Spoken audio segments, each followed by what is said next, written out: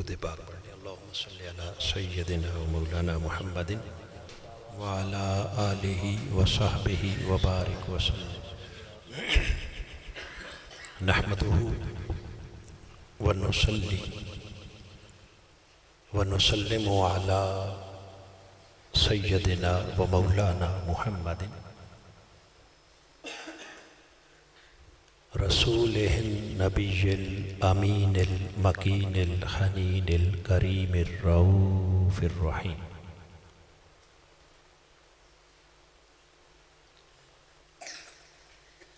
اما بعد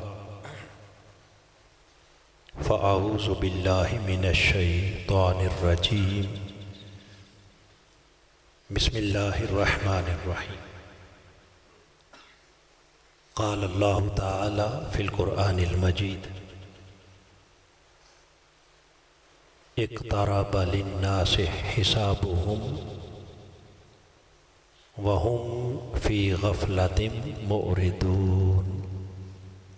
صدق اللہ مولانا العظیم۔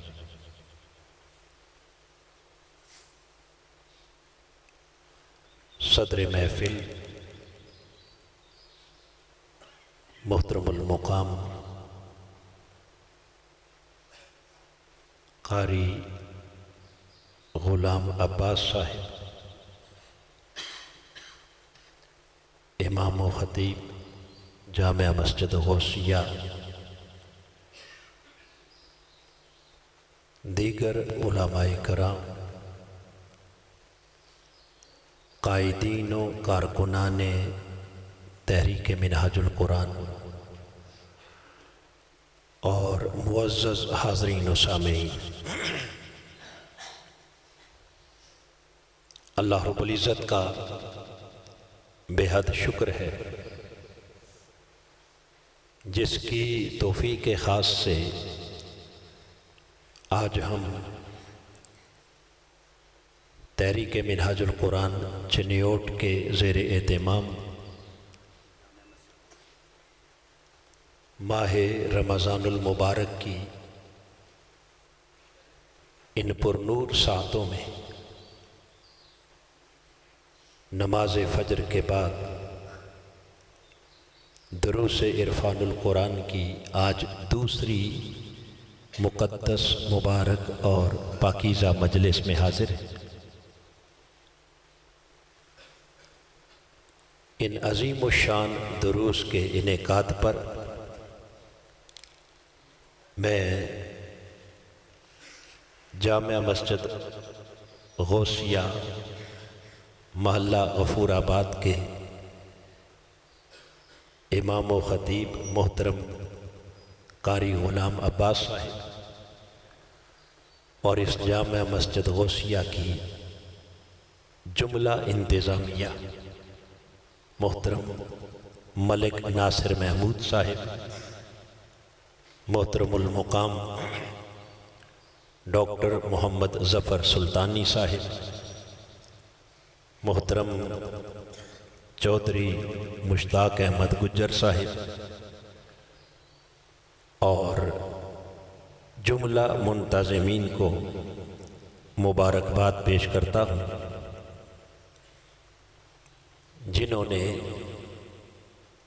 اس جامع مسجد غوثیہ میں ان 5 روزہ 6 روزہ بلکہ دروس عرفان القرآن کا انعقاد کیا، اور اسی کے ساتھ ہی تحریک منہاج القرآن کے ڈسٹرکٹ ناظم محترم اشفاق احمد صاحب، محترم محمد علی صاحب صدر تحریک منہاج القرآن تحصیل چنیوٹ، اور محترم محمد قیس صاحب ناظم تحریک منہاج القرآن تحصیل چنیوٹ، اور ان کے ساتھ ان کی پوری ٹیم کو مبارکباد پیش کرتا ہوں کہ جنہوں نے مل کر بامی تعاون سے ان 6 روزہ دروس عرفان القرآن کی مبارک نشستوں کا اہتمام کیا ہے، اور پھر ان کے ساتھ میں مبارکباد پیش کرتا ہوں منہاج القرآن ویمن لیگ جو ہماری بہنیں ہیں، بیٹیاں ہیں، مائیں ہیں کہ وہ بھی صبح سویرے اپنی بہت سی مصروفیات کو چھوڑ کر ان دروس عرفان القرآن میں ہمارے ساتھ شریک اور شامل ہوتی ہیں۔ اللہ رب العزت ہم سب کو قرآن مجید کا صحیح فہم عطا فرمائے اور قرآنی تعلیمات پر عمل پیرا ہو کر دنیا و آخرت میں کامیابی اور کامرانی سے ہمکنار فرمائے۔ جیسا کہ آپ احباب پہلے سے یہ سماعت فرما چکے ہیں کہ ہمارا آج کا موضوع ہے فکر آخرت۔ بولیے فکر آخرت۔ آخرت کیا ہے اور اس کی فکر کیا ہے؟ آئیے، رمضان کا مہینہ ہے، اللہ کے گھر میں حاضر ہے، تھوڑی دیر کے لیے پوری یکسوئی کے ساتھ اگر ہم میں سے ہر شخص یوں اپنے اندر جھانک کے دیکھیں تو آپ اس نتیجے پر پہنچیں گے، اس دنیا میں جب سے ہم نے آنکھ کھولی اور جس دن سے ہم نے اس دنیا کے اندر شعور حاصل کیا،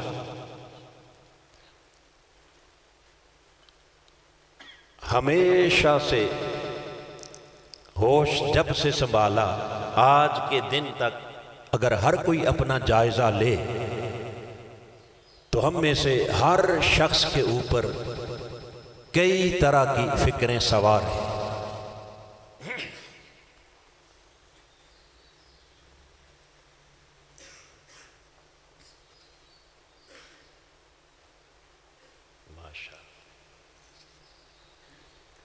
ہم میں سے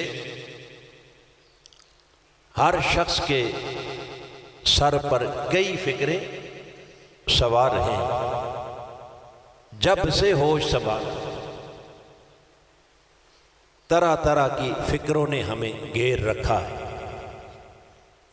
کبھی مال کی فکر ہوتی ہے، کبھی اولاد کی فکر ہوتی ہے، کبھی جائیداد کی فکر ہوتی ہے، کبھی کاروبار کی فکر ہوتی ہے، کبھی بیوی بچوں کی فکر ہوتی ہے، کبھی روشن مستقبل کی فکر ہوتی ہے، کبھی بڑے بڑے عالی شان گھروں کی فکر ہے، کہیں خوبصورت سواریوں کی فکر ہے، کہیں اس دنیا کی لذتوں، چاہتوں اور اس دنیا کی محبتوں کی فکر ہے، کسی کو اہل و عیال کی فکر ہے، کسی کو اپنے رشتہ داروں کی فکر ہے، کسی کو دوستوں یاروں کی فکر ہے۔ الغرض بے شمار فکریں ہیں جو ہمارے ذہن پر سوار رہتی ہیں، مگر دیانتداری سے ذرا سوچ کے بتانا کہ صبح سے شام تک اور شام سے صبح تک جہاں اتنی فکریں ہم پر سوار ہیں، کیا کبھی ہمیں اپنی آخرت کی بھی فکر آئی؟ اپنی بولیے، اس دنیا کے ہنگاموں میں کبھی آخرت یاد آئی؟ کبھی قبر کی فکر لائق ہوئی؟ کبھی موت کی بھی فکر آئی کہ ایک دن مرنا ہے؟ نہیں تو فقط آخرت کی فکر نہیں، موت کی فکر نہیں، قبر کی فکر نہیں، حشر کی فکر نہیں، اللہ کے حضور جواب دہی کی فکر نہیں، جبکہ حقیقت یہ ہے کہ اصل زندگی جو ہم جی رہے ہیں یہ نہیں، اصل زندگی مرنے کے بعد آخرت کی زندگی۔ اصل زندگی کون سی ہے؟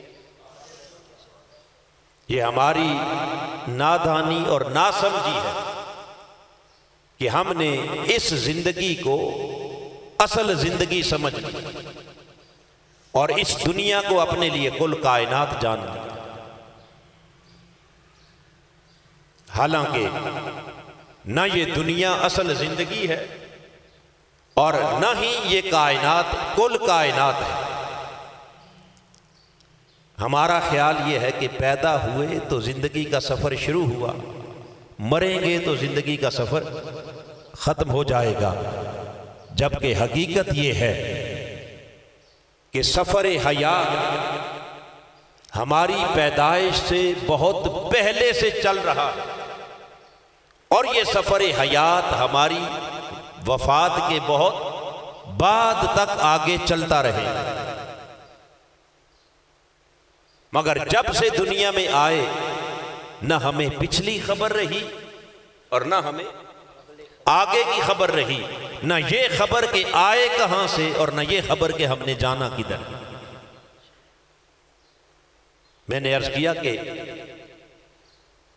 ہمارے سفر حیات کی ابتدا پیدائش سے نہیں، پیدائش سے بولیے، بلکہ اس دنیا میں آنے سے بہت پہلے ایک ایسا زمانہ بھی ہم نے گزارا جسے رب نے کہا حل اتا علی الانسان حین من الدہر لم یکن شیئا مذکورا، اس انسان پر ایک دور ایسا بھی گزرا، ایک زمانہ ایسا بھی بیتا کہ جب یہ انسان تو تھا مگر لم یکن شیئا مذکورا، کوئی قابل ذکر شے نہ تھا،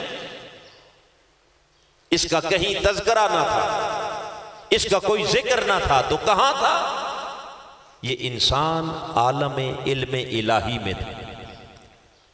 کہاں تھا؟ عالم علم الہی میں، جسے حدیث قدسی میں فرمایا الانسان سری وانا سرہ، یہ میرا راز تھا اور میں اس کا راز۔ اسرار الہی کے پردوں میں چھپا ہوا انسان، پھر اسے خالق کائنات نے منتقل کیا عالم ارواح کے اندر۔ کہاں؟ اور نہ جانے کتنا زمانہ ہم نے عالم ارواح میں بسر کیا، اللہ کی قربتوں میں، ان پاک سنگتوں میں، نیک صحبتوں میں، انوار الہیہ کی قربتوں میں، جہاں کبھی کبھی یہ روحیں اپنے رب سے ہم کلام ہوتی اور خدا ان روحوں سے مخاطب ہوتا اور پوچھتا الستو بربکم، کیا میں تمہارا رب نہیں؟ آواز آتی قالوا بلا، جی ہاں تو ہی تو ہمارا رب۔ وہ کیسا سما ہوگا، وہ کتنا خوبصورت ماحول ہوگا کہ جب خدا روحوں سے مخاطب ہوتا ہوگا اور روحیں اپنے مولا کے ساتھ ہم کلام ہوتی۔ کبھی اس دور کی بھی یاد آئی۔ پھر رب کائنات نے تیسرے مرحلے پر اس انسان کو عالم ارواح سے منتقل کر دیا اس عالم دنیا میں، اس عالم مادیت میں، اس عالم جسمانیت میں،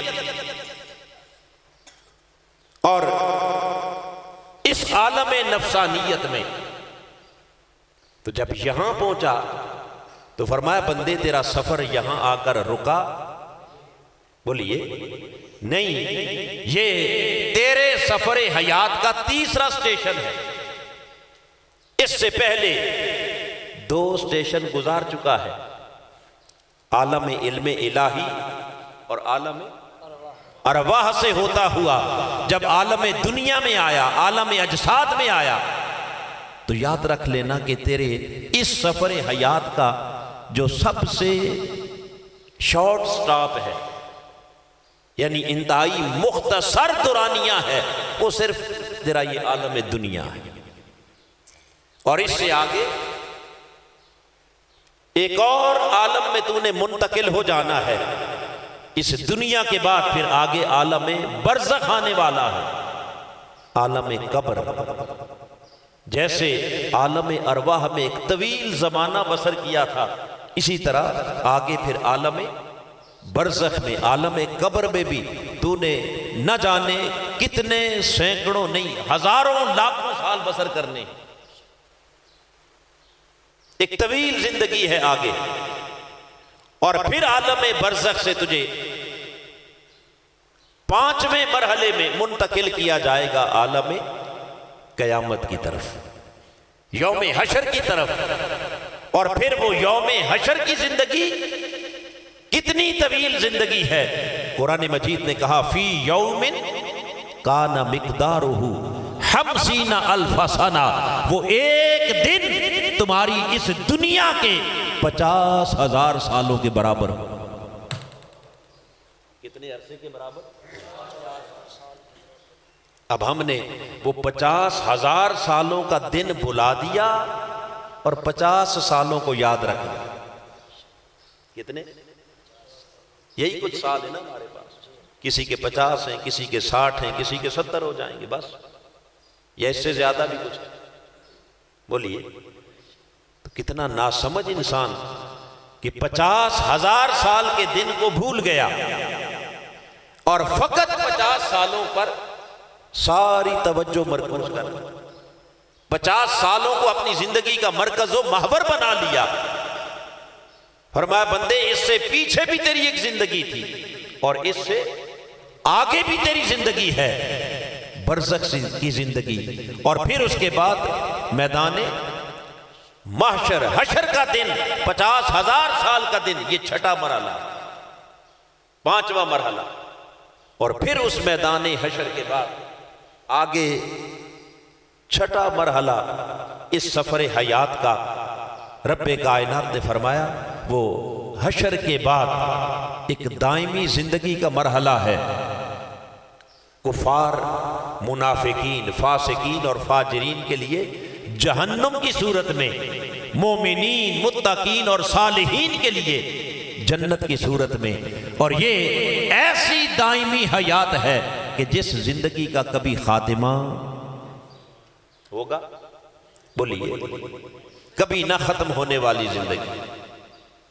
تو حاضرین محترم، آپ نے دیکھا کہ یہ جو درمیان کا ایک سٹیشن ہے جہاں اس وقت ہم کھڑے ہیں، گاڑی چلی کہاں سے اور گاڑی نے پہنچنا کہاں ہے، یہ درمیان کا سٹیشن جہاں اس وقت کھڑے ہیں، یہ سب سے مختصر ہے، سب سے اونچا۔ بولیے ایسا ہے یا نہیں جی؟ مگر کیسے عجیب مسافر ہیں کہ جو سب سے مختصر سٹیشن اور قیام ہے، انہیں سب سے زیادہ فکر اسی کی، سب سے زیادہ فکر، بولیے، اسی دنیا کی ہے۔ میں نے جیسے پہلے کہا کہ ہم صبح سے شام تک، شام سے صبح تک خود اپنا اپنا جائزہ لینا، ایک دوسرے سے کیا پوچھنا ہے، اپنے اندر سے پوچھیں کہ ہمارے ذہن کے اوپر، ہمارے دل اور دماغ کے اوپر کون کون سی فکریں سوار ہیں۔ تو نہ ہمیں پیچھے کی فکر نہ آگے کی فکر ہے، ایک ہی فکر ہے جو دامن گیر ہے، وہ اس دنیا کی فکر ہے، اس دنیا کے مال و متاع کی، اسباب کی۔ کیوں ایسا کیوں ہے؟ خالق کائنات نے اس حقیقت کو سورہ کہف کی 7ویں آیت کریمہ میں بیان کیا اور ارشاد فرمایا اِنَّا جَعَلْنَا مَا عَلَى الْأَرْضِ زِينَةً لَهَا۔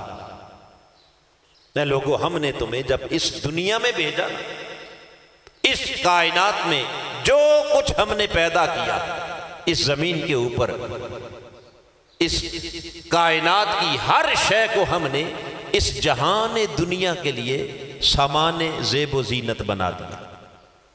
کیا بنا دیا؟ سامان، اس دنیا کی زیب و زینت، اس دنیا کی آرائش زیبائش، اس دنیا کی خوبصورتی، اس دنیا کا حسن و جمال، اس دنیا کے باغ و بہار، اس دنیا کے گل و گلزار، اس دنیا کی رنگینیاں اور اس دنیا کا پرکشش ہونا، یہ سب کچھ بنا کر ہم نے تمہیں اس دنیا میں منتقل کیا کیوں؟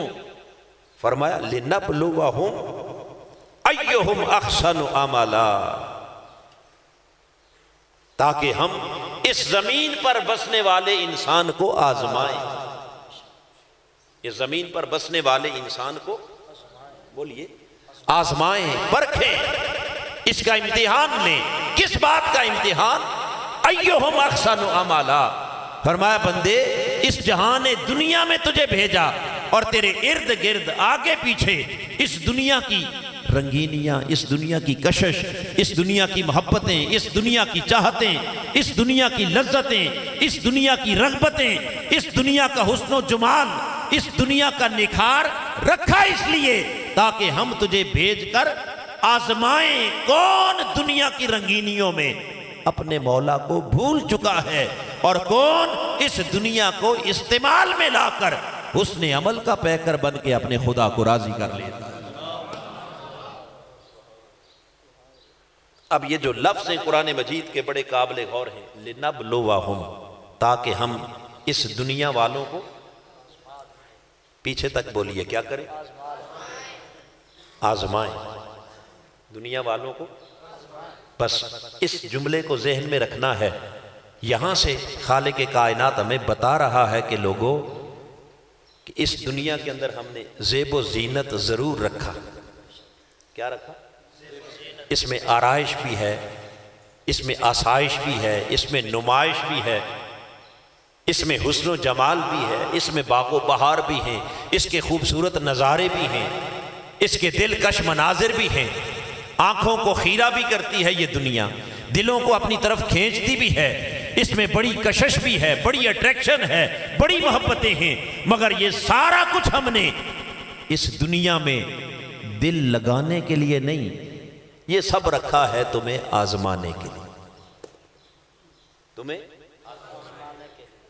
حاضرین محترم اس ایک جملے کو اپنے من میں اتار لیں کہ یہ دنیا دل لگانے کی جگہ نہیں، یہ دنیا انسان کو، پھر بولیے، ہم آزمائش بھول گئے اور دنیا کے نظاروں میں دل لگا بیٹھے۔ اس نے کہا دل لگانے کے لیے نہیں بلکہ تمہیں آزمانے کے لیے بھیجا، اور یہی حقیقت پھر اللہ پاک نے سورہ آل عمران میں بھی بیان کی اور ارشاد فرمایا زُيِّنَ لِلنَّاسِ حُبُّ الشَّهَوَاتِ مِنَ النِّسَاءِ وَالْبَنِينَ وَالْقَنَاطِيرِ الْمُقَنطَرَةِ مِنَ الذَّهَبِ وَالْفِضَّةِ وَالْخَيْلِ الْمُسَوَّمَةِ وَالْأَنْعَامِ وَالْحَرْثِ ذَلِكَ مَتَاعُ الْحَيَاةِ الدُّنْيَا، ہم نے تمہارے لیے اس دنیا کو کیا کیا؟ مزین، بولیے آراستہ کیا، خوشنما بنا دیا، پرکشش بنا دیا، اور اس میں طرح طرح کی محبتیں رکھی۔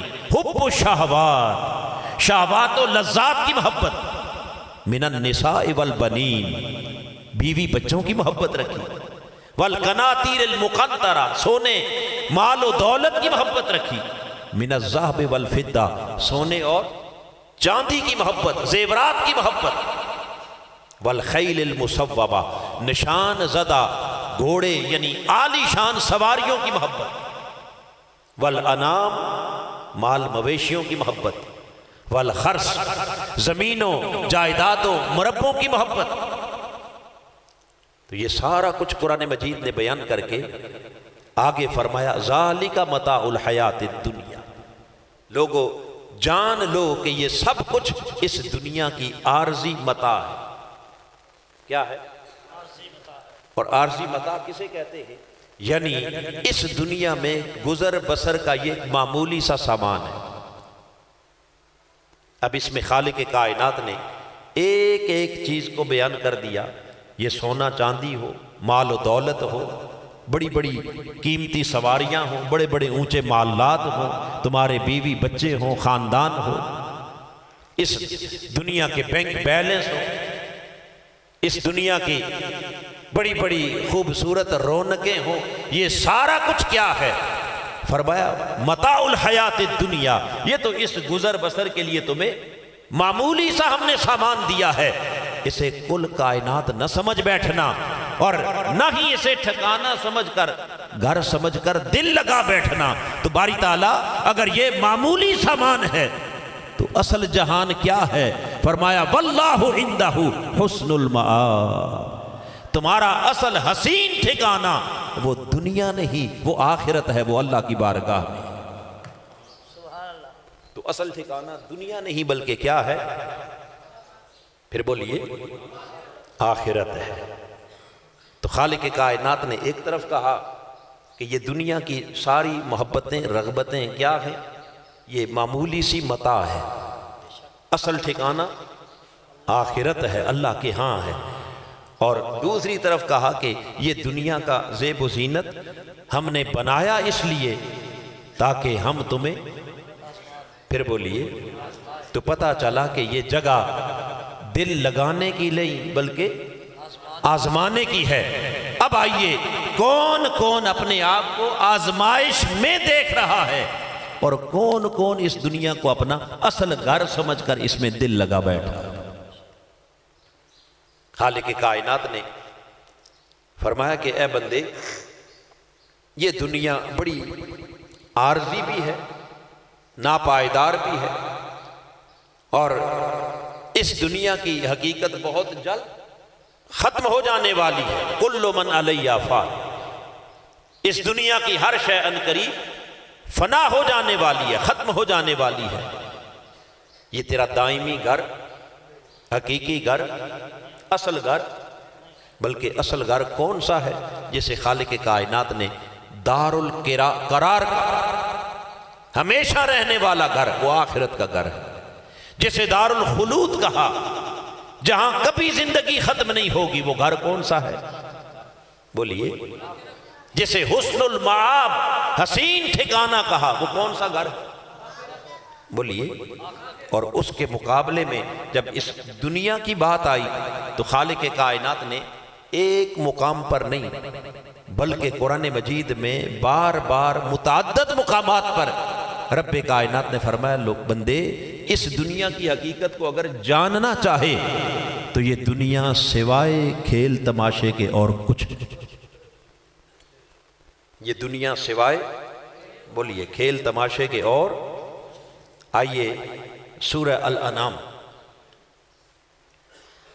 اس کی آیت نمبر 32 میں اللہ رب العزت نے فرمایا وَمَا الْحَيَاةُ الدُّنْيَا إِلَّا لَعِبٌ وَلَهْوٌ۔ اب ذرا قرآن مجید کے لفظوں پر غور کرنا ہے آپ نے۔ رب کائنات نے کیا فرمایا؟ کہ یہ دنیا کھیل تماشے کے سوا، بولیے۔ اب پہلا لفظ وَمَا الْحَيَاةُ الدُّنْيَا، جس کا معنی ہے دنیا کچھ نہیں۔ بولیے دنیا۔ یہ بات میں اس لیے زور دے کے کہہ رہا ہوں کہ کوئی یہ نہ سمجھے کہ یہ جملہ میرا ہے، یہ میرے خطاب کا حصہ، بولیے، یہ میری کوئی تشریح تفسیر نہیں، یہ قرآن کے لفظوں کا معنی ہے۔ وَمَا الْحَيَاةُ الدُّنْيَا، بندے یقین کر لے کہ دنیا کچھ نہیں، دنیا کچھ نہیں، الا لعب و لہو، سوائے کھیل تماشے کے، سوائے۔ جب دنیا کھیل تماشا ہے تو باری تعالیٰ پھر اصل گھر کون سا ہے؟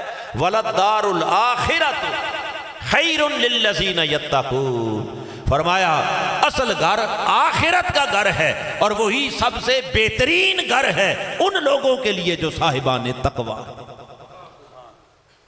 جو صاحبان، تو تقوی والوں کے لیے بہترین گھر، سب سے اچھا گھر کون سا ہے؟ آخرت کا گھر۔ افلا تعقلون، خالق کائنات نے فرمایا لوگو کیا تمہیں اتنی بھی عقل نہیں ہے، تمہیں اتنی بھی سمجھ نہیں ہے کہ اصل گھر تو تمہارا کہاں ہے؟ آخرت میں۔ یہ تو صرف اس دنیا کے بازار کا کیا ہے؟ کھیل تماشا۔ پھر اسی کو خالق کائنات نے سورہ عنکبوت کے اندر بھی بیان کیا، اور وہاں پھر وہی لفظ ہے وما هذه الحیات الدنیا الا لہو ولعب، وما هذه الحیات الدنیا، یہ دنیا کی زندگی، پھر کہا کچھ نہیں۔ بولیے نا، یہ دنیا کی زندگی ہم سارا کچھ اس دنیا کی زندگی کو سمجھے بیٹھے ہیں، اللہ بار بار ہمیں سمجھا رہا ہے کہ یہ دنیا کی زندگی کچھ نہیں الا لہو ولعب، سوائے کھیل تماشے کے۔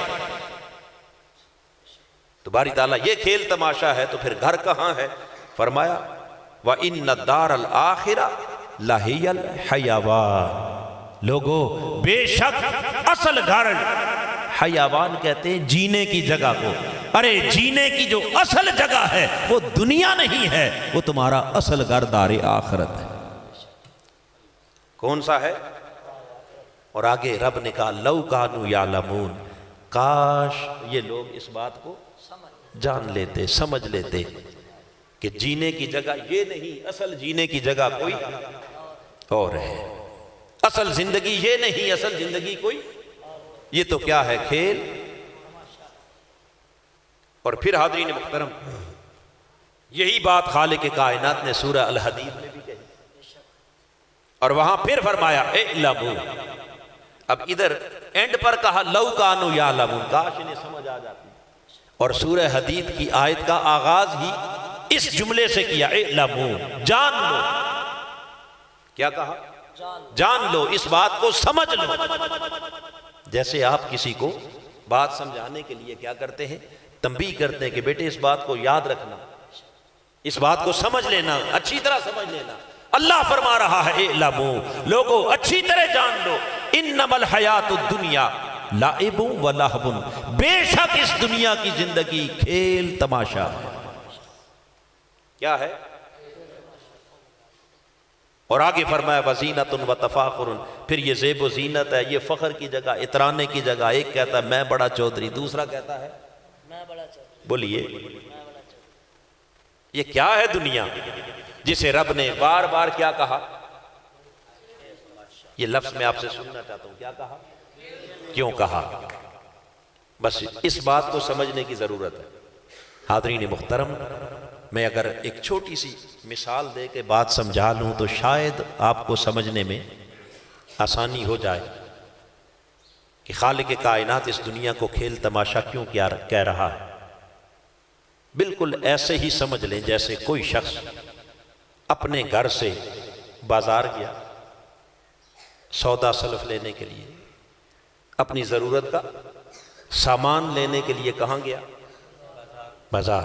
اور جب وہ بازار پہنچا تو وہاں کوئی کھیل لگا ہوا تھا، تماشا لگا ہوا تھا، کوئی سرکس لگی ہوئی تھی، کسی مداری نے کوئی ڈگ ڈگی بجا رہا تھا، کوئی بندر نچا رہا تھا۔ تو آپ جب اس بازار میں پہنچے تو بطور انسان، کوئی چھوٹا ہے، بڑا ہے، پڑھا لکھا ہے، ان پڑھ ہے، جو بھی جائے گا، اچانک جب اس کی کسی کھیل پر، کسی تماشے پر کیا نظر پڑے گی تو تھوڑی دیر کے لیے انسان کا دل اس کی طرف کھنچتا ہے یا نہیں؟ جی بولیے نا، ہر کوئی چاہے گا کہ اچھا ذرا دیکھوں تو صحیح یہ کیا ہو رہا ہے، دیکھوں تو صحیح یہ کیا ہو رہا ہے۔ اب دیکھتے ہیں یا نہیں؟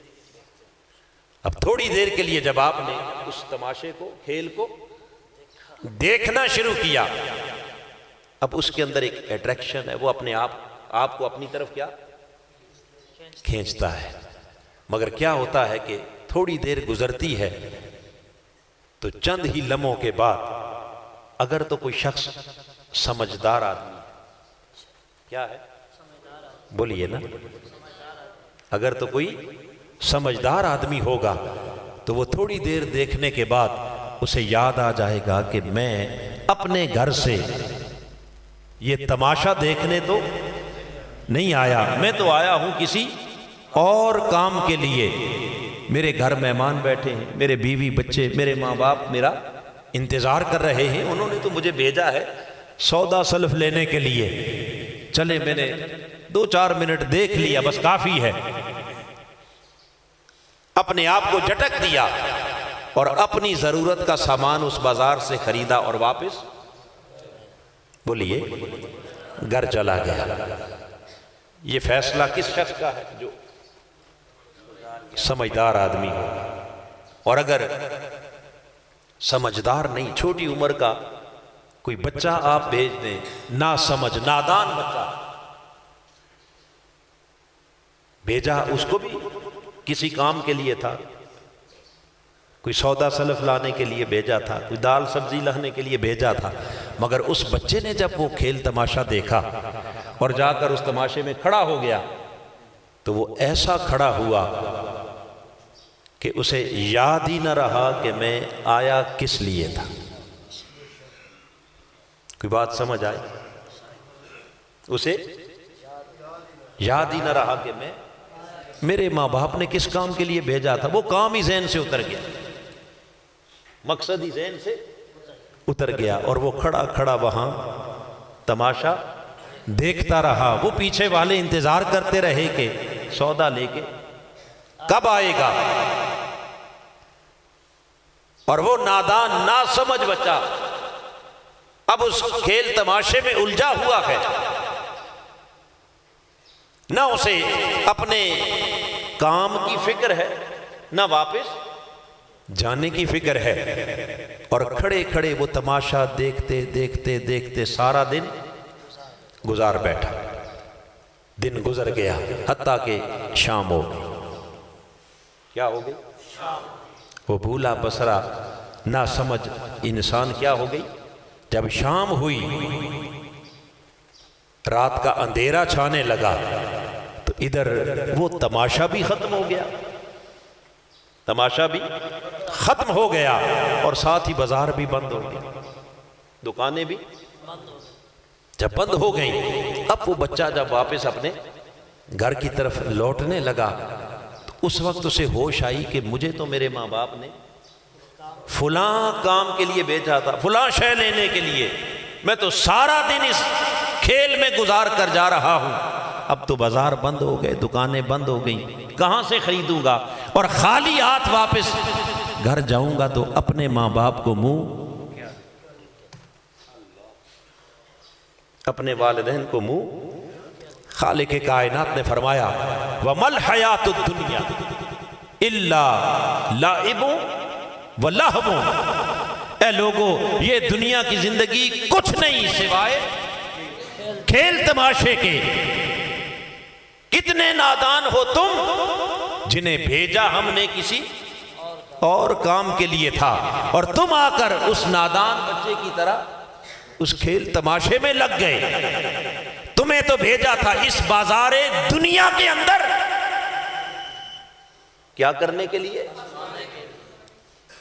کسی مقصد کے لیے بھیجا تھا، اور وہ مقصد کیا تھا؟ وہ مقصد تھا اس بازار دنیا سے سامان لے کے آنا ہے اپنے اگلے گھر کے لیے۔ کیا لے کے آنا ہے؟ سودا لینے بھیجا تھا۔ کون سا سودا؟ احسن عملا، حسن عمل کا سودا۔ کیا؟ تمہیں حسن عمل کا سودا خریدنے بھیجا تھا، اللہ کی عبادت کا سودا، اللہ کی بندگی کا سودا، رسول کی اطاعت کا سودا، حسن اخلاق کا سودا، اچھی سیرت کا سودا، اعلیٰ کردار کا سودا۔ اس سودے کے خریدار بن کے آئے ہو، مگر اس تماشے میں ایسے الجھ گئے کہ سچ بتائیے اپنے ایمان سے، ہمیں آ کر بھول ہی گیا کہ ہم آئے کس لیے تھے۔ ہمیں بھیجنے والے نے کیوں بھیجا؟ ہمارے آنے کا مقصد کیا ہے؟ ہم نے یہاں سے لے کے کیا جانا ہے؟ فرمایا اس نادان کی طرح اس دنیا کے تماشے کے اندر پھنس کے رہ جانے والے ہیں انسان۔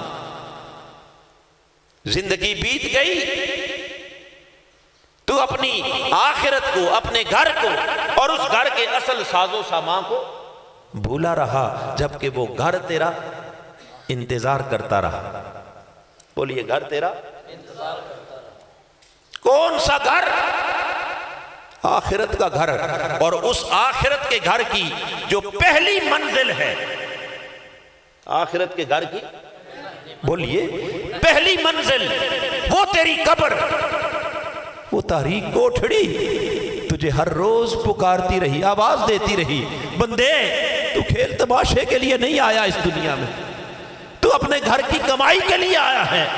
میرے آقا نے فرمایا اس قبر سے کوئی دن ایسا نہیں گزرتا جب وہ قبر انسان کو پکار پکار کر کہتی ہے انا بیت الغربہ، اے بندے میں اجنبیت کا گھر ہوں، انا بیت الوحدہ، میں تنہائی کا گھر ہوں، انا بیت التراب، میں مٹی کا گھر ہوں، اپنی ساتھ اپنا سامان کچھ لے کے آنا، میں اجنبیت اور تنہائی کا گھر ہوں، اپنا دل لگانے کے لیے اپنے ساتھ کچھ ساتھی لے کے آنا، انا بیت الدود، میں کیڑوں مکوڑوں کا گھر ہوں، اپنے بچاؤ کے لیے تجھے بھیجا ہے اس بازار دنیا کے اندر تاکہ سامان خرید کے لائے۔ کون سا سامان؟ حسن عمل کا سامان، نیک اعمال کا سامان۔ اے بندے تیرا گھر تو تجھے ہر روز یاد کر رہا ہے، مگر تو کتنا نادان ہے کہ اس دنیا کے تماشے میں آ کر اپنا گھر ہی بھول گیا، اپنا دیش بھول گیا، اپنا وطن بھول گیا، آنے کا مقصد بھول گیا، جو لے کے جانا تھا وہ سب بھول گیا، اور بھولا بسرا انسان اس دنیا میں کے تماشوں میں اپنا وقت ضائع کرتا رہا، یہاں تک کہ شام ہو گئی۔ کیا ہو گئی؟ میاں صاحب نے کہا نا شام پہ ہی بن شام محمد، گھر جاندی میں اب ڈرتا ہے کہ میں گھر جاؤں گا خالی ہاتھ، گھر جاؤں گا خالی ہاتھ تو اپنے مالک کو کیا منہ دکھاؤں گا۔ شام آ گئی، زندگی کی شام آ گئی، زندگی کا سورج ڈوبنے لگا، اندھیرا چھانے لگا، ادھر کھیل تماشا ختم ہوا، ادھر وہ خریداری کا بازار بھی، کمائی کا وقت بھی ختم ہو گیا، بازار بند ہو گئے۔ اب اس شام جب اس نادان بچے کی طرح یہ انسان اپنے اصل گھر کی طرف لوٹنے لگا، پلٹنے لگا، واپس جانے لگا، اب کف افسوس ملتا ہے، ہائے کاش میں نے تو اپنا سارا وقت تماشے میں برباد کر دیا، میں تو بھول ہی گیا تھا کہ آیا کس لیے، کرنا کیا ہے، لینا کیا ہے۔ رب کائنات نے فرمایا الہاکم التکاثر، اے انسان تجھے اس دنیا کی کثرت نے ہلاک کر دیا، اپنے گھر سے غافل کر دیا، کثرت مال نے، کثرت حرص نے، کثرت ہوس نے، کثرت خواہش نے اور کثرت لذت نے تجھے کیا کر دیا؟ غافل کر دیا اپنے اصل گھر سے، اور تجھے ہلاک کر دیا، تباہ ہو گیا، برباد ہو گیا۔ حتی زرتم المقابر، یہاں تک کہ اس کھیل تماشے میں وقت ضائع کر کے ہلاکت، تباہی اور غفلت کے پردے میں زندگی بسر کرنے والے انسان دنیا دنیا کرتے اور اس دنیا کے پیچھے دوڑتے دوڑتے دوڑتے حتی زرتم المقابر، یہاں تک کہ تو اپنی قبر تک جا پہنچا۔ کہاں تک؟ بولیے۔ اور جب قبر تک پہنچ گیا، اب قرآن کہتا ہے کلا سوف تعلمون، خبردار آگاہ ہو جائے بندے، تجھے عنقریب پتہ چل جائے گا کہ اس دنیا کی حقیقت کیا ہے، عنقریب پتہ چل جائے گا کہ اس دنیا کی حیثیت تماشے کے سوا کچھ نہیں تھا، ایک عارضی کھیل تھا جو ختم ہو گیا، عنقریب جان لے گا، بس پہلی ہی رات تیری آنکھیں کھل جائے گی، تجھے سمجھ آ جائے گی۔ پھر کہا ثم کلا سوف تعلمون، ہرگز نہیں، خبردار آگاہ ہو جا، عنقریب اس دنیا کی حقیقت کو جان لے گا، پہچان لے گا۔ مگر اگلے لفظ دل ہلا دینے والے، میرے رب نے کہا لو تعلمون علم الیقین، اب تجھے سمجھ آئی تو کس کام کی؟ لو تعلمون علم الیقین، ہائے کاش یہ شام ڈلنے سے پہلے تجھے سمجھ آ جاتا، جب بازار کھلے ہوئے تھے، جب تیرے پاس جوانی تھی، جب تیرے پاس شباب تھا، جب تیرے پاس طاقت تھی، مال تھا، کمائی کا وقت تھا، لو تعلمون علم الیقین، افسوس تجھے اس وقت ہماری بات کا یقین آ جاتا کہ یہ تماشا ہے، یہ ختم ہو جانے والی ہے، یہ سورج ڈھل جانے والا ہے، شام ہونے والی ہے۔ اب تیری آنکھیں کھلی تو کس کام کی؟ اب تجھے سمجھ آئی تو کس کام کی؟ شام پہ ہی بن شام محمد گھر جاندی نے ڈرنا، لوہے لوہے پر لے کڑیے جے تد پانڈا۔ وہ جب برتن بھرنے کا وقت تھا اس وقت تو تماشے میں کھیل میں الجھا رہا۔ بیٹھ جاؤ بیٹے بیٹھو۔ جب کمائی کا وقت تھا اس وقت تو جب سامان گھر کے لیے لینے خریدنے کا وقت تھا اس وقت تو تجھے ہوش نہیں آئی۔ اب جب سورج ڈل گیا، رات ہو گئی، شام ہو گئی، اب تجھے ہوش آئی تو کس کام کی؟ اب آنکھیں کھلی تو بولیے میرے بھائیوں، جوانوں، بزرگوں، اور ادھر پردے میں بیٹھی میری بیٹیوں اور میری بہنوں، یاد رکھنا یہ ہر ایک کی آنکھ ایک دن کھلے گی، مگر افسوس کہ ہم اس دن کا انتظار کرتے ہیں کہ جب بازار بند ہو اور پھر ہماری آنکھ کھلے۔ کیوں نہ پہلے آنکھ کھول لیں، کیوں نہ آج ہوش کر لیں کہ ہم کھیلنے کے لیے نہیں، ہم تو اپنے گھر کے لیے کچھ سودا لینے آئے۔ کبھی بیٹھ کے تنہائی میں سوچو کہ ہم نے کتنا سودا اپنے گھر کے لیے خریدا ہے، کیا کیا جمع کیا ہے، جو آگے کام آنے والی شے ہے اس میں سے تو کوئی شے بھی ابھی تک ہم نے حاصل۔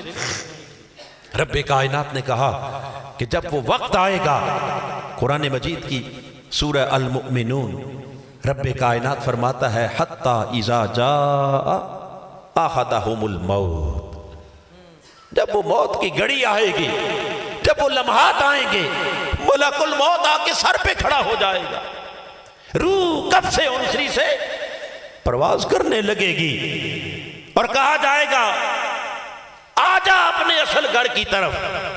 اس وقت قرآن کہتا ہے قال رب ارجعون، جب وہ ملک الموت آ کر روح کو کھینچ رہا ہوگا آجا اپنے اصل گھر کی طرف، اس وقت سارے دن کا بھولا بسرا کہے گا رب ارجعون، مولا تھوڑی دیر کے لیے پھر اس بازار کی طرف واپس جانے دے، تھوڑی دیر کے لیے اس بازار کی طرف جانے دے، مہلت دے دے، ایک چانس دے دے، تیری مہربانی، تھوڑا سا موقع دے دے۔ اب میرا رب پوچھتا ہے بندے بتا تو نے مہلت لے کے کرنا کیا ہے؟ کیا میں نے تجھے زندگی میں مہلت نہیں دی تھی؟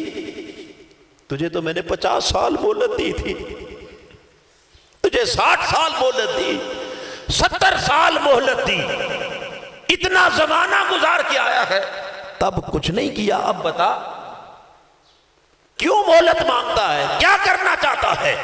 اگلے لفظ قرآن مجید کے لوگوں سمجھنے والے ہیں، وہ انسان کہے گا لعلی اعمل صالحا، مولا کاش تھوڑی سی مہلت دے دے، میں وہ سب نیک عمل کرنا چاہتا ہوں فیما ترکتو، جو اپنی زندگی میں نہیں کر سکا اب سب کچھ کر کے لاؤں گا،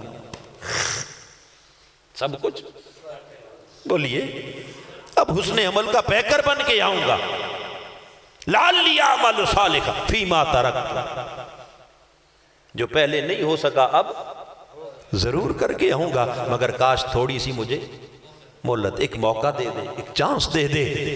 اس وقت رب کائنات فرمائے گا بندے اب موقع، اب مہلت، تجھے بڑی مہلت دی تھی، کیا بولیے نہ دی یا نہیں؟ تجھے جوانی بھی دی، تجھے شباب بھی دیا، تجھے طاقت بھی دی، عزت بھی دی، شہرت بھی دی، مال بھی دیا، بیوی بچے دیے، اس دنیا کا گھر دیا، اس دنیا کی نعمتیں دیں، اور سارا کچھ دے کے بار بار میں تجھے کہتا رہا کہ بندے یہ جگہ دل لگانے کی لئی، یہ تیرے آزمانے کی ہے، تو امتحان میں ہے، کس میں؟ آزمائش میں ہے، اس بازار سے کچھ لے لے قبل اس کے دکانیں بند ہو جائے، قبل اس کے اندھیرا چھا جائے، قبل اس کے کہ سودا لینے کا وقت ختم ہو جائے، کچھ نہ کچھ سامان کر لے، تجھے اس وقت یاد نہیں آیا، اب کہتا ہے کہ حسن عمل لینا چاہ رہا ہوں۔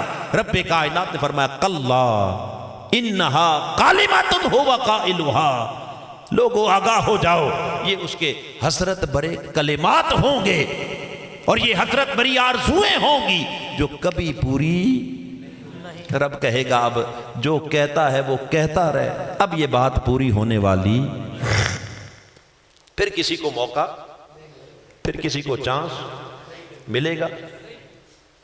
اس لیے قرآن کہہ رہا ہے کہ آج آنکھیں، آج اپنی ہوش سنبھال لو، نادان بچے نہ بنو، سمجھدار بنو۔ کیا بنو؟ سب سے کیا کہہ رہا ہے کہ کیا بنو؟ صحابہ کرام نے پوچھا یا رسول اللہ ای الرجل اقیس، سب سے سمجھدار شخص کون ہے؟ سب سے سمجھدار شخص بولیے کون ہے؟ تو میرے آقا نے فرمایا سب سے سمجھدار شخص وہ ہے جو اپنی آخرت کو یاد رکھتا ہے، جو ہر وقت اپنی آخرت کی تیاری کرتا رہتا ہے، جو اس دنیا کے دارالامتحان کے اندر اپنی آخرت کی فکر کرنے والا شخص۔ حاضرین محترم، سوال پھر وہیں کھڑا ہے کہ اتنا کچھ ہونے کے باوجود آخر ہمیں وہ فکر نہیں تو کیوں نہیں؟ وہ گھر جس کو اللہ پاک نے ہمارے لیے دارالقرار، دارالخلود اور سب سے حسین گھر اور بہترین گھر بنایا، ہم اس تماشے میں آ کر اس گھر کو آخر بھولے تو کیوں بھولے؟ اس دنیا میں دل لگا بیٹھے تو کیوں؟ رب کائنات نے اس دنیا میں دل لگانے والوں سے ایک اور انداز سے بھی خطاب کیا اور فرمایا اردیتم بالحیات الدنیا، اے لوگو کیا تم اس دنیا کی زندگی سے راضی ہو گئے؟ اس دنیا کی زندگی سے اردیتم بالحیات الدنیا من الآخرہ، آخرت کے مقابلے میں کیا اسی دنیا پر راضی ہو گئے؟ فما متاع الحیات الدنیا فی الآخرۃ الا قلیل، جبکہ رب کائنات نے فرمایا اس دنیا کی کل متاع آخرت کے مقابلے میں انتہائی قلیل ہے، انتہائی کم ہے، تھوڑی ہے، اور اس تھوڑی پر رب کہہ رہا ہے کیا تم اسی پر راضی ہو گئے؟ باری تعالیٰ اچھا قلیل ہے تو کتنی قلیل ہے، قلیل ہے تو کم ہے تو کتنی کم، اور آخرت زیادہ ہے تو کتنی زیادہ ہے۔ صحیح مسلم کو اٹھا لیں، میرے آقا نے حدیث پاک کے اندر ایک مثال کے ذریعے ہمیں بات سمجھا دی، فرمایا میرے غلاموں اس دنیا اور آخرت کی مثال ایسے ہے جیسے ایک سمندر، کیا ہو؟ بڑا وسیع سمندر، بحر بے کراں، اور اس سمندر کے کنارے کھڑے ہو کر میرے آقا نے فرمایا یوں اس سمندر کے اندر ایک انگلی ڈبوئیں، اپنی انگشت شہادت کی طرف اشارہ کیا اور کہا اس سمندر میں کیا کریں؟ اپنی انگلی ڈبوئیں اور ڈبو کر بس اسے باہر نکال لیں۔ جب آپ سمندر میں انگلی ڈبو کر باہر نکالیں تو میرے آقا نے فرمایا فَلْيَنْظُرْ بِمَا تَرْجِعُ، اب اپنی انگلی کو دیکھ کہ اس انگلی پر لگا کیا، اس انگلی پر کتنا پانی لگا؟ اونچا بولیے، گیلی ہوئی نا، یا زیادہ سے زیادہ لگا تو ایک قطرہ۔ میرے آقا نے فرمایا میرے غلاموں آنکھیں کھولو، بس یہ جو ایک قطرہ تمہاری انگلی کے ساتھ لگا یہ تمہاری کل دنیا ہے،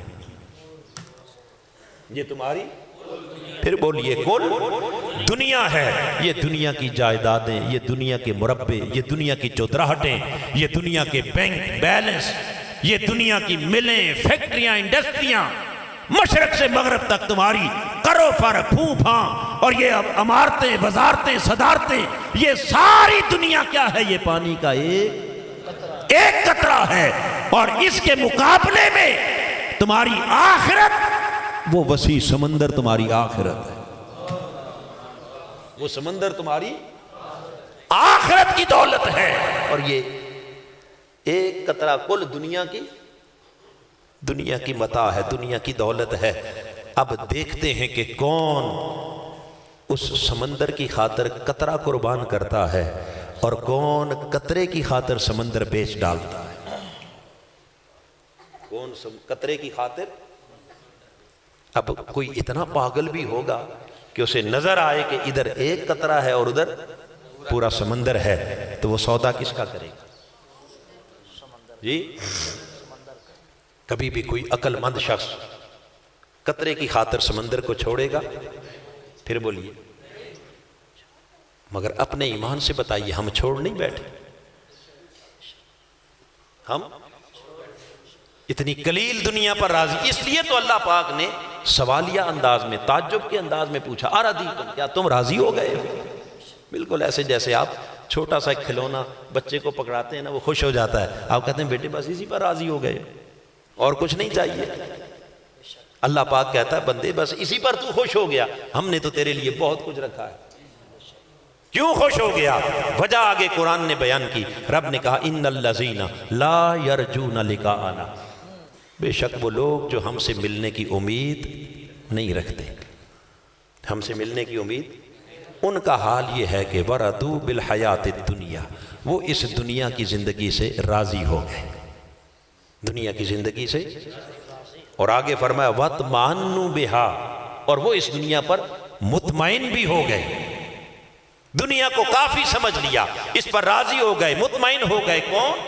جو اللہ سے ملنے کی امید، پتا چلا کہ جس کا دل یہاں لگ گیا اس کی وجہ یہ ہے کہ وہ اپنے اللہ سے ملنا نہیں چاہتا، اس سے ملنے کی امید، یقین ہی نہیں۔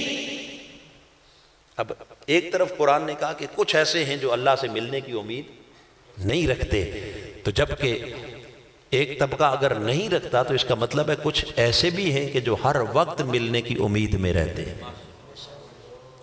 جو ہر وقت ملنے کی۔ پھر بولیے، اب دونوں کا فرق سمجھ لیں، دونوں کا۔ ادھر کہا قرآن نے کہ جو ہم سے نہیں ملنا چاہتے وہ اس دنیا پر راضی ہو گئے، وَاطْمَأَنُّوا بِهَا، اس دنیا پر مطمئن ہو گئے، اور جو ہر وقت اللہ سے ملنے کے آرزو مند رہتے ہیں، جستجو کرتے ہیں کاش کب وہ لمحہ آئے جب مولا سے ملاقات ہو۔ میرے آقا نے فرمایا وہ اس دنیا سے نہ راضی ہوتے ہیں نہ دنیا پر مطمئن ہوتے ہیں، بلکہ صحیح مسلم میں میرے آقا نے فرمایا الدنیا سجن المؤمن، وہ اس دنیا میں ایسے رہتے ہیں جیسے ایک قیدی قید خانے میں رہتا ہے۔ قیدی کہاں رہتا ہے؟ قید خانے میں۔ کیوں؟ اس لیے کہ روح مومن جب سے اس عالم ارواح سے بچھڑی، اللہ کی قربتوں سے دور ہوئی اور اس جسم کے پنجرے میں آ کے بند ہوئی، تب سے مومن کی روح تو کرلاتی ہے، روتی ہے، فریاد کرتی ہے، کہتی ہے کاش کب وہ لمحہ آئے جب یہ نفس کا پنجرہ ٹوٹے، کب یہ دروازہ کھلے گا، میں لاہوتی فضاؤں میں پرواز کروں گی، میں ملاکوتی ہواؤں میں پرواز کروں گی، میرا جہان یہ نہیں، میرا جہان تو سلطان العارفین نے کہا اکو لا مکان، مکان سی ساڈا کتھے آن بتاں وچ پھاسے ہو، اکو لا مکان، مکان سی، یہ روحیں تو کہتی ہیں، روح مومن تو کہتی ہے میں تو اس قربت میں رہتی تھی، میں تو ان جلووں میں رہتی تھی، میں تو ان پاک فضاؤں میں رہتی تھی، ارے میں کہاں آ کے پھنس گئی، اکو لا مکان، مکان سی ساڈا کتھے آن بتاں وچ پھاسے ہو، اے نفس پلید پلید چا کیتا، کوئی اصل پلید تا ناسے ہو، نفس پلید پلید چا کیتا، کوئی اصل پلید تا ناسے ہو۔ ارے یہ کرلاتی ہوئی روح، یہ فریاد کرتی ہوئی روح، تڑپتی ہوئی روح، میرے آقا نے فرمایا اس روح مومن کے لیے یہ دنیا عیاشی کی جگہ نہیں، سجن المؤمن، یہ قید خانہ ہے، وہ تو قید میں ہے، گرفتار ہے، اور وہ گن گن کے دن گزار رہی ہے، کب لمحہ آئے گا جب پنجرا ٹوٹے گا، دروازہ کھلے گا، تب وہ گھڑیاں آئیں گی جب پردہ اٹھے گا، حجاب ہٹے گا اور اس مولا کا جلوہ نصیب ہوگا۔ ارے روح مومن اس لمحے کا انتظار کرتی ہے، کب قبر کی پہلی شام آئے گی،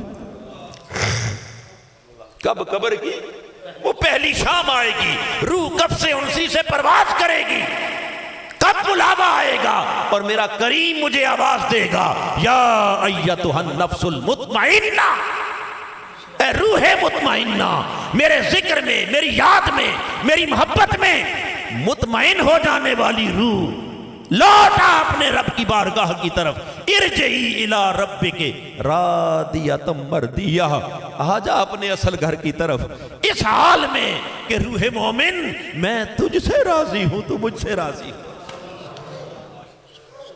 میں تجھ سے راضی ہوں، تو مجھ سے راضی ہو جا۔ یہ روح تو یہ جملے سننے کے لیے بے قرار ہے، بیتاب ہے، آرزو مند ہے، کب بلاوا آئے، کب وہ پہلی شام آئے جب قبر میں اتروں، مصطفیٰ کا جلوہ سامنے آ جائے، ارے زلفوں والا حبیب سامنے آئے اور کوئی پوچھنے والا کہے ما کنت تقول فی حق ھذا الرجل محمد، اے آنے والے بتا اس حسین زلفوں والے کے بارے میں کیا کہا کرتا تھا۔ روح مومن کہتی ہے کاش وہ گھڑی آئے میں محبوب کے قدموں سے لپٹ جاؤں، رو کے کہوں مر کے پہنچا ہوں یہاں اس دل ربا کے واسطے۔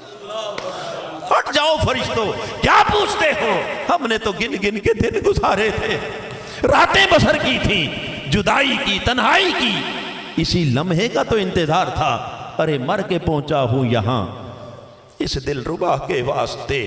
وہ قبر میں دیدار مصطفیٰ کے لیے ترستی ہے اور حشر میں دیدار خدا کے لیے ترستی ہے۔ رب نے کہا وجوہ یومئذ ناظرہ الی ربہا ناظرہ، کتنے چہرے قیامت کے دن تر و تازہ ہوں گے، خوش و خرم ہوں گے، چہروں پر مسکراہٹ ہوگی۔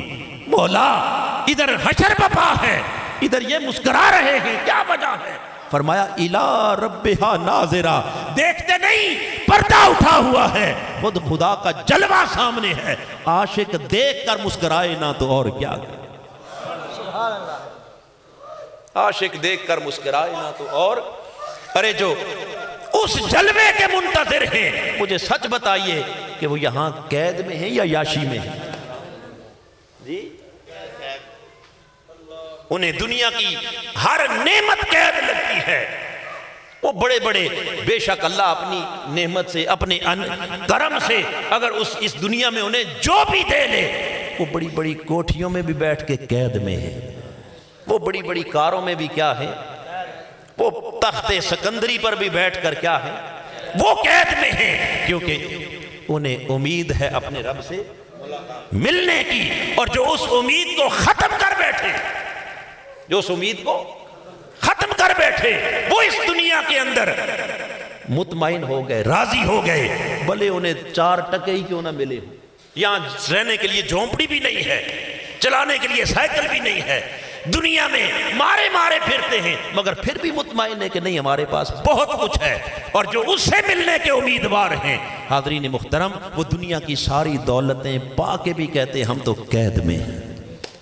اس لیے کسی نے کیا خوب کہا کہ کون کہتا ہے کہ مومن مر گئے، کون کہتا ہے کہ مومن مر گئے، قید سے چھوٹے یہ اپنے گھر گئے، قید سے چھوٹے یہ اپنے گھر گئے۔ لوگوں کتنے نادان ہیں ہم جو قید خانے کو گھر سمجھ بیٹھے ہیں اور گھر کو بھول گئے۔ آؤ یہ گھر نہیں، یہ مومن کا قید خانہ ہے۔ کیا ہے یہ دنیا؟ دل لگانے کی نہیں، آزمانے کی جگہ ہے۔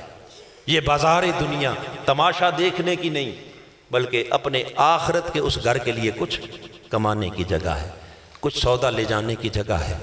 بس ضرورت اس امر کی ہے کہ آج ہماری آنکھیں کھل جائیں اور ہم اپنی آخرت کو دور تصور کرنے کے بجائے، جہاں سے ہم نے بات شروع کی تھی سورہ الانبیاء کی پہلی آیت کریمہ سے، اقترب للناس حسابہم، اس بات کا یقین کر لیں کہ ہمارے حساب کا وقت قریب آ چکا ہے۔ حساب کا وقت کیا ہے؟ بس اس حساب کی تیاری شروع کر دیں جی، اس حساب کی کیا کر دیں؟ اونچا بولیے۔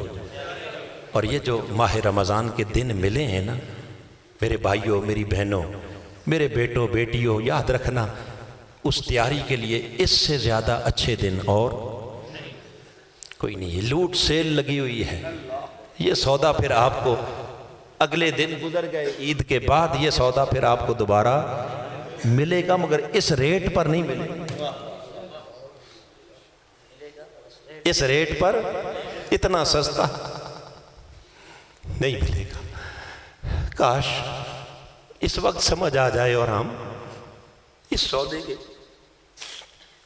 سوداگر بن جائیں اور اپنے آپ کو تبدیلی کی طرف لے آئیں، چینج کی طرف لے آئیں، اور یہاں سے پہلے اپنی سوچ کو بدلیں کہ گھر یہ نہیں، گھر کوئی یہ بازار ہے، یہاں سے ہم نے کچھ اس گھر کے لیے لے کے جانا ہے۔ یہ تماشا ہے جو ہمیں اپنی طرف کھینچ رہا ہے، ہم نے اپنے اصل مقصد کو پہچاننا ہے، اور یہ دار الغرور دھوکے کی جگہ ہے، ہم نے دھوکے میں پھنسنا، پھر بولیے پھنسنا۔ بس یہ جو کیفیت ہے اگر انسان پر طاری ہو جائے تو اس کیفیت کا نام فکر آخرت ہے۔ بولیے کیا ہے؟ اور یہ فکر اگر لائق ہو جائے، بات میری ختم ہوگی، یہ فکر اگر آپ کو لاحق ہو جائے تو مجھے بتائیے ہم سیدھے نہ ہو جائیں؟ بولیے نا۔ پھر جھوٹ فراڈ رہے گا، پھر دھوکہ رہے گا، ملاوٹ رہے گی، رشوت رہے گی، لڑائی جھگڑے دنگا فساد۔ بات سمجھ آ جائے کہ سورج ڈوبنے والا ہے، گھر جانے والے ہیں، وقت تھوڑا ہے، تو پھر کوئی شخص بھی اپنا وقت برباد، پھر وہ بالکل، میرے آقا نے فرمایا ہر عمل کو زندگی کا آخری عمل سمجھ کے کرو، ہر لقمے کو زندگی کا۔ تو جب مجھے پتا ہے نا کہ یہ میرا آخری لقمہ ہے، اس کے بعد میں نے مر جانا ہے، وہ حرام کھائے گا؟ بولیے، یہ عمل آخری ہے، اس عمل کے اندر کسی کو دھوکہ دے گا، کسی کو تکلیف دے گا، کسی کا حق مارے گا، نماز چھوڑے گا، عبادت میں غفلت کرے گا؟ اونچا بولیے۔ تو یہ سارے دھوکے فراڈ غفلتیں صرف اس لیے ہیں کہ ہم سمجھتے ہیں کہ ابھی بڑا وقت پڑا ہے، قیامت دور ہے۔ اللہ نے فرمایا اقترب للناس حسابہم، قیامت دور نہیں، وہ تمہارے سر پہ کھڑی، تمہارے۔ لہٰذا حضرین محترم، میں نے کہا کہ اس یقین کو اپنے اندر اگر پیدا کر لیں تو ہم کیا ہو جائیں؟ سیدھے ہو جائیں۔ اونچا بولیے کیا ہو جائیں؟ اور جو سیدھا ہو جائے گا وہی اولئک علی ھدی من ربہم واولئک ھم المفلحون۔ اس سیدھا ہونے کے لیے پہلی بات اللہ نے کی وبالآخرۃ ھم یوقنون، جب آخرت پر یقین آ جائے تو اولئک علی ھدی من ربہم، وہی ہدایت پر سیدھے ہو جاتے ہیں، واولئک ھم المفلحون، اور وہی فلاح پا جاتے ہیں، دنیا میں بھی اور آخرت میں بھی۔ حاضرین محترم، یہ مقصود ہے اس درس عرفان القرآن کا، یہ خلاصہ ہے آج کی گفتگو کا، یہ نچوڑ ہے درس عرفان القرآن کا، اور یہی سارا مشن ہے تحریک منہاج القرآن کا۔ ہمارا کوئی اور مقصد نہیں، مقصد کیا ہے؟ اپنی اصلاح ہے، اپنے احوال کو بدلنا ہے، اپنی سیرت کو بدلنا ہے، اس دنیا کے اندر رہ کر آنکھیں کھولنی ہے کہ ہم آئے کہاں سے اور ہم نے جانا کہاں ہے، کس لیے آئے ہیں اور کر کیا رہے ہیں۔ یہ سمجھ کہاں سے ملے گی؟ قرآن سے ملے گی، اور قرآن مجید سے یہ سمجھ حضور کی امت کو دینے کے لیے تحریک منہاج القرآن نے یہ 6 روزہ دروس عرفان القرآن کی نشستوں کا جو اہتمام کیا ہے۔